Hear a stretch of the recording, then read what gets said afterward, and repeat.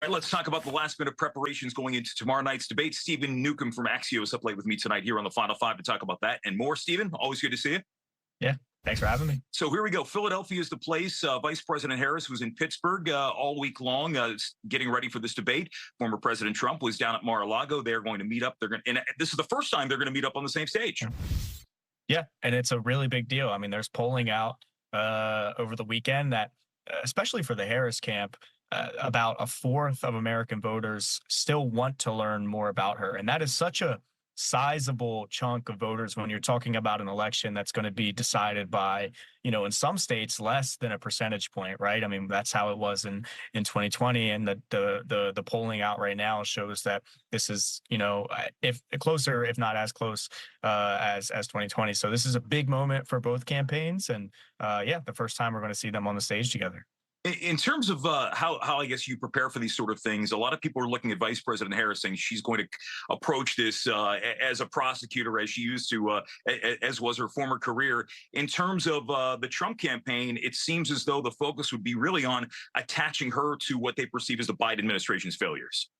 Yeah, I think from the Trump camp's perspective, it's attach her to the Biden agenda, attach her to what they say are the negatives, specifically inflation. The Afghanistan withdrawal has been a big point this week. They're trying to tie her to that. And then from the Harris camp's perspective, yes, it's prosecuting the case against Trump, but also owning some of the positives of the Biden administration, right? I mean, there are sort of economic figures that Biden was talking about, and certainly Harris can talk about when it comes to the recovery from COVID, where we came from, and an economy that was completely shut down to now. So, yeah. There's tactically, it'll be interesting to see how it goes down, but I think Trump's going to do everything he can to sort of tie her to that record. And as we learned the last time around, when it was Trump versus Biden, when people say, well, minds were already made up, we realized very quickly that wasn't the case. It was really one of the most consequential debates that I think you and I will ever see, in that it forced a candidate out, a sitting president out. I don't know if this one's going to have that sort of impact, but regardless, there are those factors that people are going to pay attention to. Yeah, and I don't think it'll be as consequential as that. Like you said, it may have been one of the most consequential presidential debates of all time. So that's a high bar. Yeah. But we also know American voters, they're starting to pay attention right now, right around the election. I mean, you and I, folks who are in the media, this is our life, our job. We've been paying attention to it for months at this point, but regular Americans, people who are just, doing their jobs and, raising their families, they don't pay attention until about right now. So this might be the first time in the cycle, not only that they've seen Harris, but it might be the first time that they've seen Trump on the stage. So because of those factors, it is just an absolutely pivotal moment for both camps. Yeah, and traditionally speaking, I mean, that last debate was earlier than I think ever we've seen a general debate. I mean, we're talking back in June and July. This seems to be more the prime time when you see that. Now, as things stand right now, is this the only debate on the books, or are we expected to see another one at some point? Right now, it's the only debate that both camps have agreed to with terms sort of set in stone.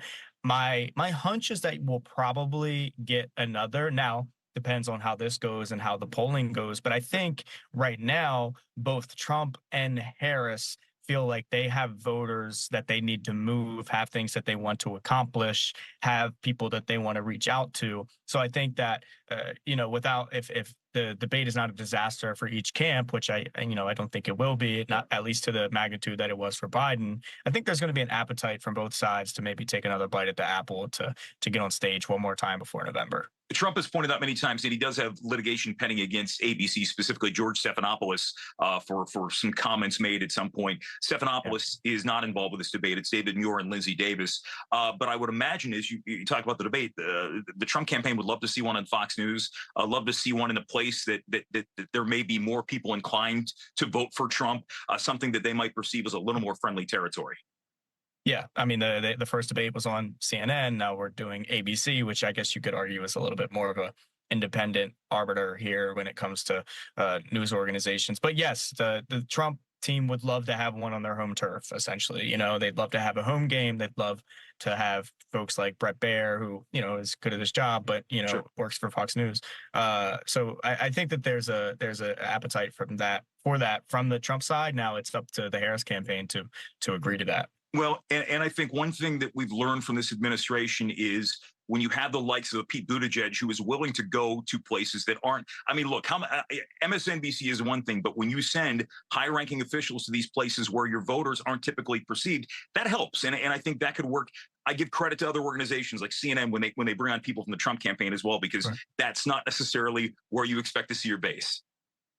Yeah, exactly. And, you know, for the Harris campaign, there is an opportunity there. We know that part of their strategy is to peel off the percentage points of Republicans who were turned off by Trump. I mean, we saw it in the primary, the amount of people who were voting for Nikki Haley, even though she was out of the primary contest. Part of that, they had Republicans speak at the RNC. Harris has pledged to put a Republican in her cabinet. So that is part of the strategy. So there is an upside to sort of meeting people where they're at, right, and talking to those folks on Fox News or wherever else it may be. Stephen Neukam from Axios. Check out their brand new website. It's a new look, and I'm sure your bosses appreciate me plugging that. So thanks, Stephen. Good to see you again. Thanks, Jim. Final Five back after this.